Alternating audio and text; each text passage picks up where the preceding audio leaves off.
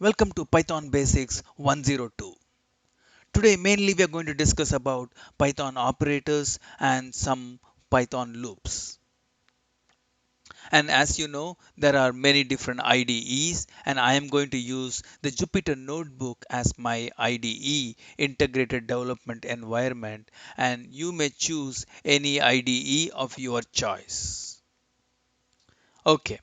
The first statement I want to do is, let's say we have various variables in Python and I want to do some operation with them.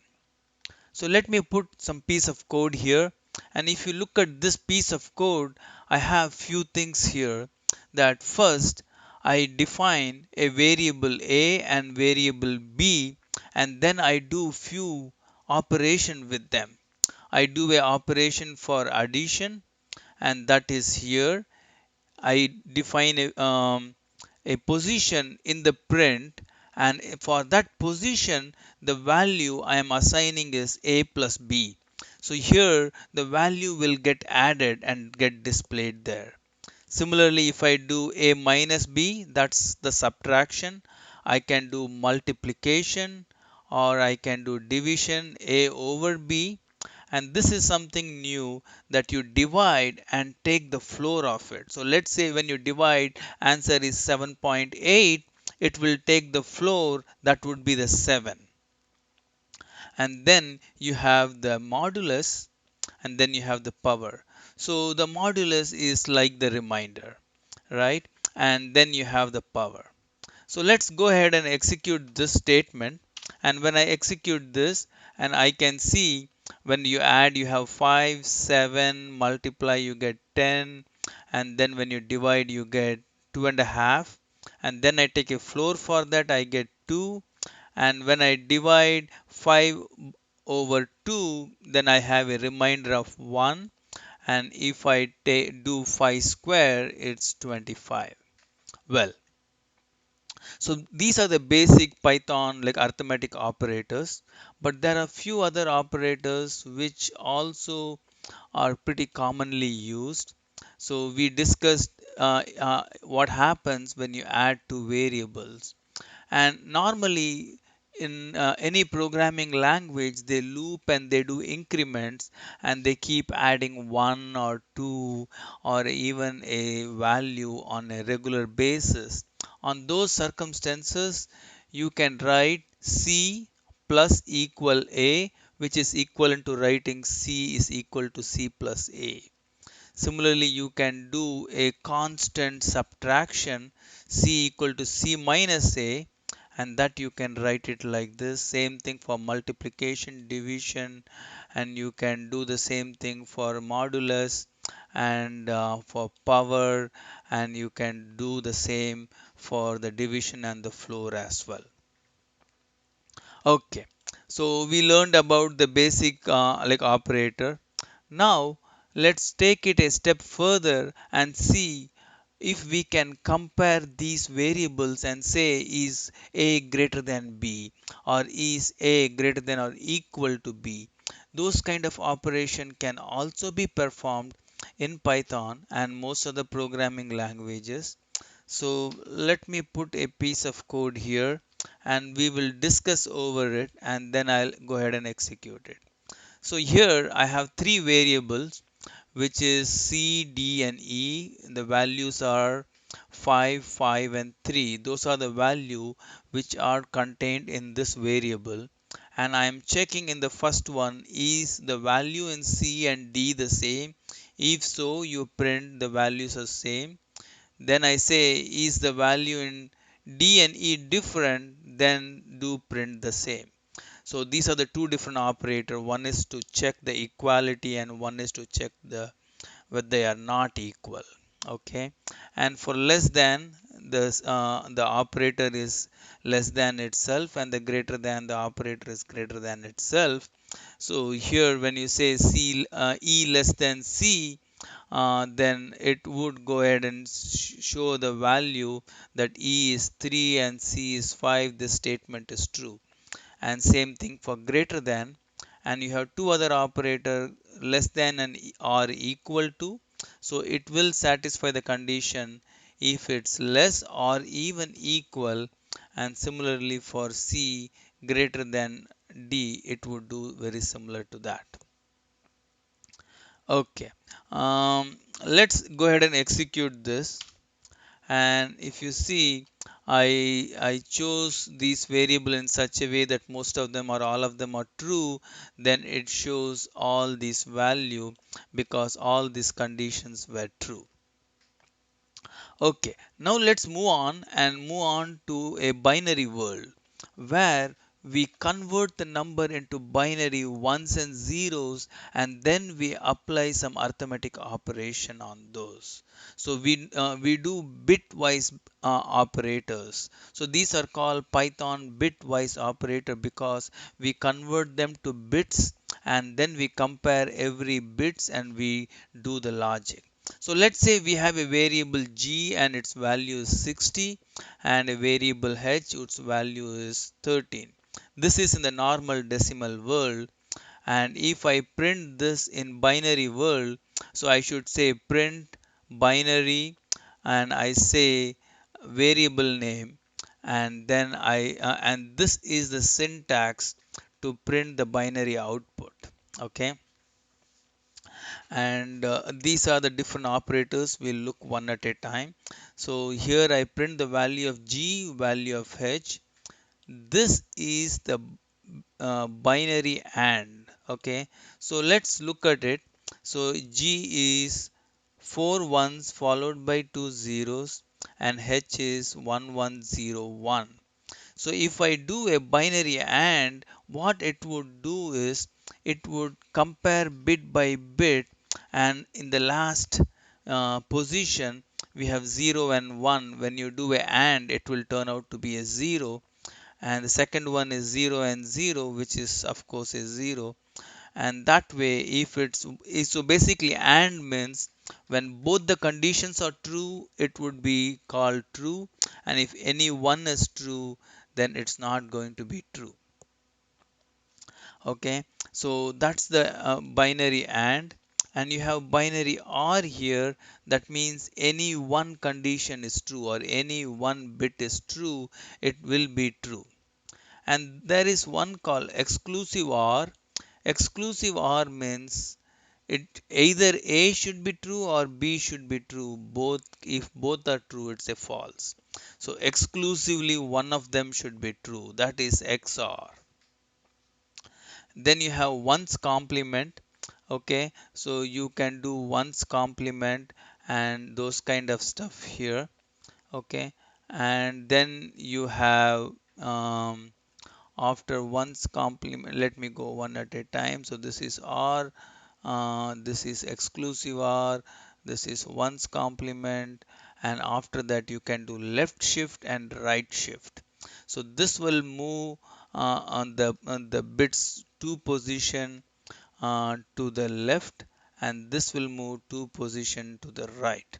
So if you see, when it moves left, it becomes all zeros, and when it moves two position to the right, then the zeros disappear. Okay, so that was bitwise operation. Now going to the Python logical operators. So in the logical operators, there are variables which can hold binary values, true or false only, and for those we can do AND or not. Okay, so not in the sense if it's true it will convert to false, and if it's false it will convert to true. So that what shows up here. So we are able to do AND. So the syntax is J and K, and I or J and not K. Okay, so that's how we got all this binary operation here.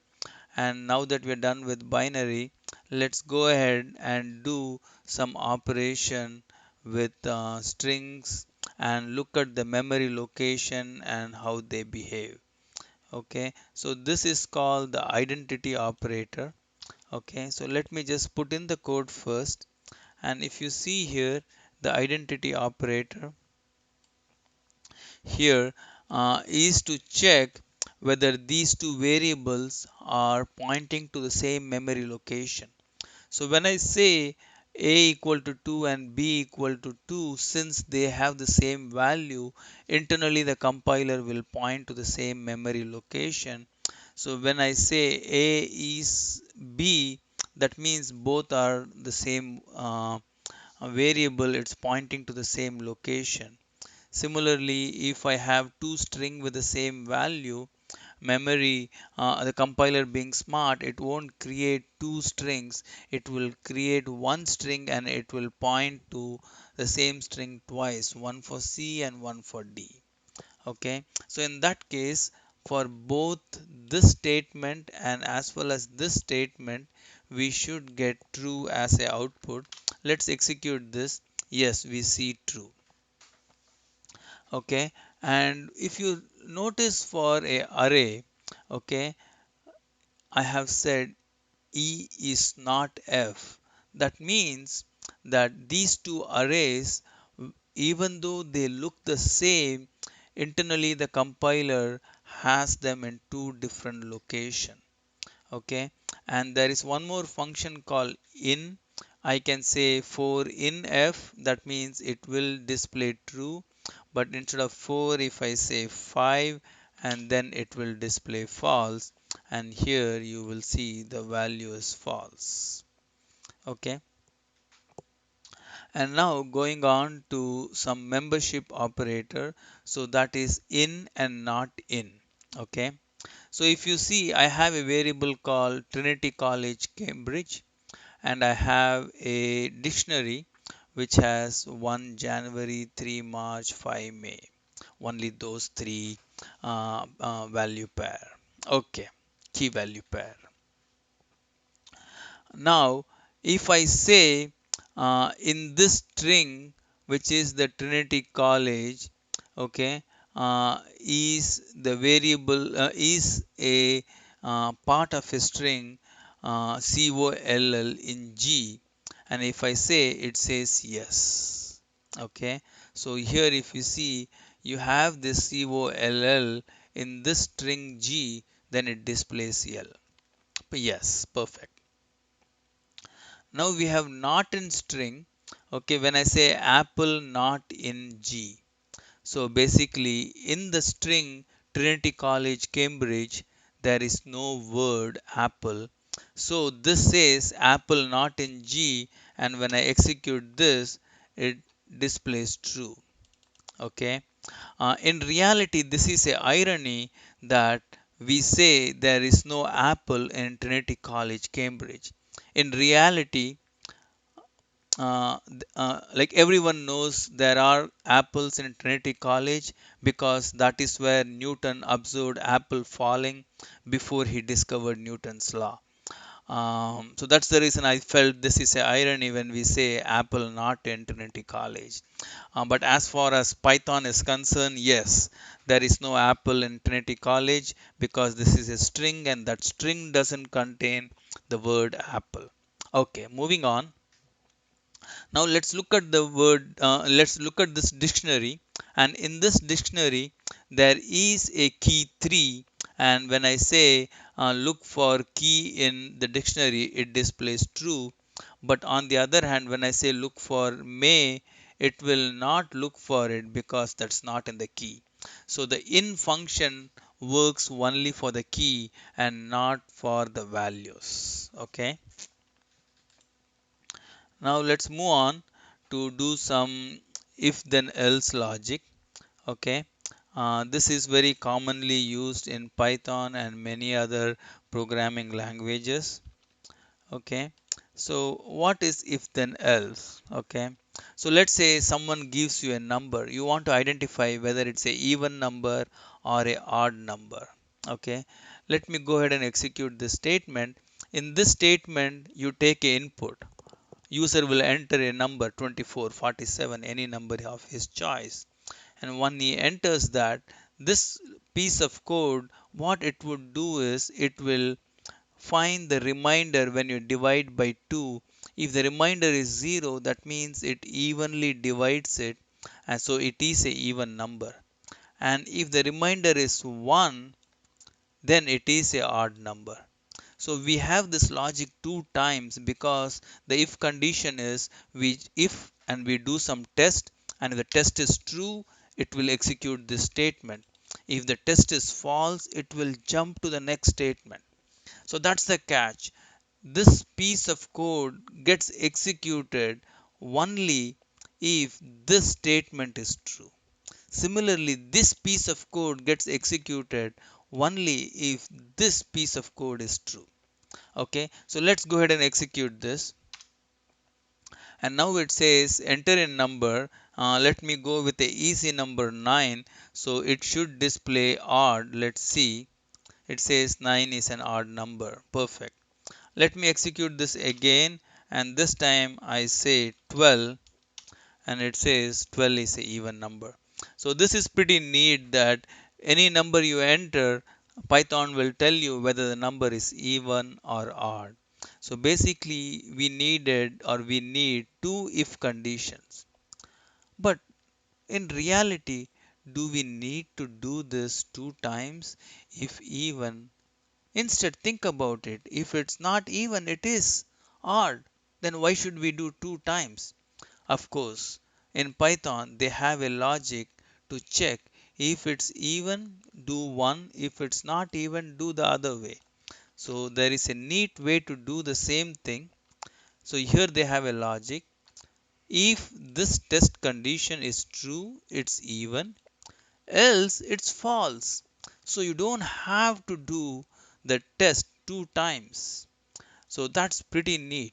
So we are able to save one test condition. So let's execute this, and I enter the number 7, and automatically it says it's odd. Once again I execute, I put 8, and it says even. So we are able to perform the same operation what we did before, and here the benefit is we need to perform only once, because if it's not even, it's odd. So the compiler knows that. But there are some times that we have not just two conditions, we may have more than two conditions. In those scenarios, how do we handle this? Okay, so we want to check, is the number divisible by 4? And sometime it's not divisible by 4, but it's divisible by 2. So let's take the number 6. So we want to identify whether it's divisible by 2, divisible by 4, and if it's not divisible by both, is it a odd number? Those kind of scenarios. So we have more than two output. In these scenarios, so what we can do is we can say if some test, else if, and the shorthand version of else if is elif. So that is elif. So we can do elif. One more test condition. If both of these are not true, then else will catch everything else. So let's execute this, and I enter the number 6. So it will say 6 is multiple of 2 but not 4. And I execute this again, and this time I say 8. So it says 8 is multiple of 4. Okay, let's execute one more time, and let's say 9. It's a odd number. So we are able to group into multiple different categories and execute different piece of code. So we have these three piece of code, and conditionally we are able to decide which piece of code should be executed, right? So now let's move on to see how we can use a loop. Okay, so for using loop we need to learn something called range. So look at this. When I say range 1 to 12, that means it will print, or it is a list which contains numbers starting from 1 up till 11 and not including 12. Okay, so let me execute this. So if you notice here, it has numbers 1 till 11 but does not include 12. And the second one is 3 to 9, starting from 3 going till 8, not including 9. Okay, the next one is starting from 2 going till 13 in a jump of 3. Okay, so we have 2, then we 3, 4, we skip 5, 6, 7, we skip 8, then we skip 9 and 10 and 11. But then when we add 2 more, 12, 13, 14 is out of scope, so we stop it. Okay, so these are the ways, different ways we can create numerical uh, list. Okay, one dimensional arrays, and with this later on we can do loops. So let's say we have a for loop where I say starting from 22 up till 27 and going with a jump of 2, I create a list, and then for each and every number in that I loop through it and I print it. Okay, so it will print, let's see what it prints, 22, then 24, and then 26, and with that this logic is completed.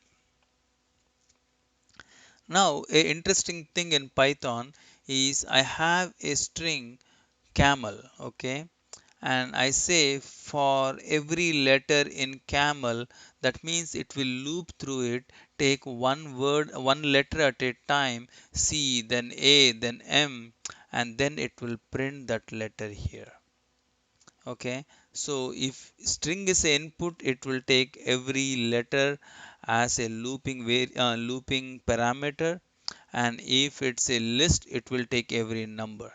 So now we have a list ice cream flavors, and here are 5 different ice cream flavors, and it will loop through this for every flavor and keep in the variable I, and it will print that. So if you see here, I see chocolate, vanilla, all that stuff getting printed here. Okay. There's one more way to execute the same thing. What I can say is I can find the length of this array, and the length of this array turns out to be 5.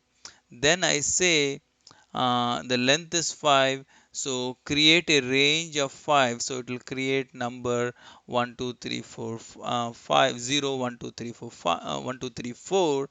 It stops at 4, so basically there are 5 different combinations, and then it loops through it and it says get me the first one, which is zeros index, then the second, third, fourth, fifth, and here I get the same output. So these are the few different ways we can use for loop, and we can get the output. Now, can we do this for a two-dimensional list? Yes. Okay. So for two-dimensional list, so let's see this example. I have a two-dimensional grid. Okay, and the values in that is each of them is a row. The first 3 rows contain 3 number, and the last row contains only 1 number. And so we have 4 rows, and in most of them, or the first three, we have three numbers, so those are like columns. Okay, so if you look at this one, I say print number grid 2 1. That means print the number in row 2 and column 1.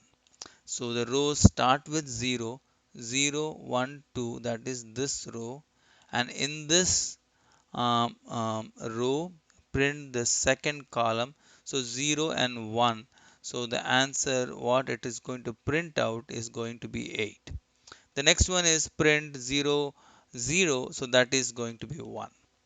Okay, so let's execute this and see what comes up. Yes, so we got 8 and 0. Perfect. We can do a two-dimensional for loop. In this case, we need two for loop. So we say for every row in number grid, so it will do 4 loops.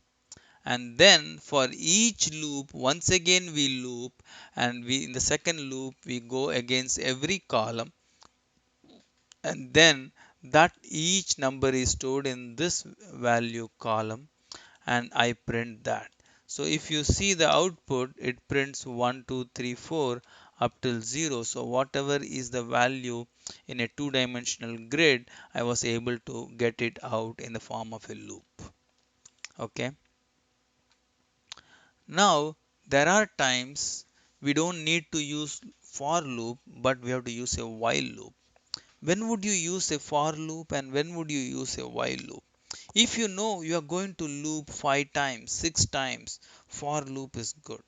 But let's say there are times you will loop until some condition is satisfied. Let's say you are entering password on your computer. If password you entered is wrong, it will loop back and say please try again. Again you are wrong, it will loop back and say try again. So here we don't want to say loop 5 times, because after 5 times we can't let the user log in if he hasn't put the right password. So sometime while loop works better and sometime for loop. So let's see how to use a while loop. So the while loop, syntax wise, we say while some condition, and if that condition is true, that statement gets executed. So see here, I have a variable I which I assign value 1, and I say if I is less than or equal to 10, execute these two statements. Print the value of I and then increase the value by 1. Okay. Then again it will go back to the beginning, and now I is 2 and it say 2 is less than 10. True. Then it execute these two statements, and by the time it executes the second one, it's 3. Then it goes back to the beginning of the loop. So it loops like this 10 times and it prints 1 to 10 because it says less than or equal to. Let's execute this. Okay. So now when I executed that, it has shown me the value 1 to 10 and the loop has ended. Okay, that's pretty cool. Now let's say I am trying to enter my computer and it's saying enter the password, and the correct password is camel. Okay, if I put anything else, let's say I say cat and I enter, it says guess again, enter your guess. And I say dog, again it doesn't let me in. Now I say camel, I got in. So this is how that you keep looping until you enter the right password. So here is the logic. Why? So guess is what we enter, and this is the correct password stored in the system. While these two are the same or different, you say enter the password again. If these two are same, then you skip this line and you go to the next one. Okay, so this is pretty neat way to use a while statement. Okay, now let's say we want to check a number is a prime or not. So how can we check a number is prime or not? Let's say someone gives you a number 7, then you have to go one at a time, divide 7 by 2, then you divide it by 3, then you divide by 4, and you stop one before 7, and if it's divisible by any of them in between, you don't have to test the remaining, you can stop and break out. So that is called break. That means halfway through the process you can stop and you can break out. Okay, so here I have a variable I and I keep increasing that, and anytime when I divide by I the remainder is 0, that means it's not prime and enough of this operation, and I want to break out of the while loop. Okay, so let's try to execute this. Enter a number, so let's enter the number 7, and if I see it says is it prime, yes it is, so I display true there. Okay, so now there are some times that we have to use more complex information, and at that time what we do is we have a different modules, we need to include them into our Python code. So I'm going to show you that how to include a module. So let's say we want to include the math module because I want to know what's the value of the number pi 3.14, the exact number. So I don't have to remember, those are provided in Python itself.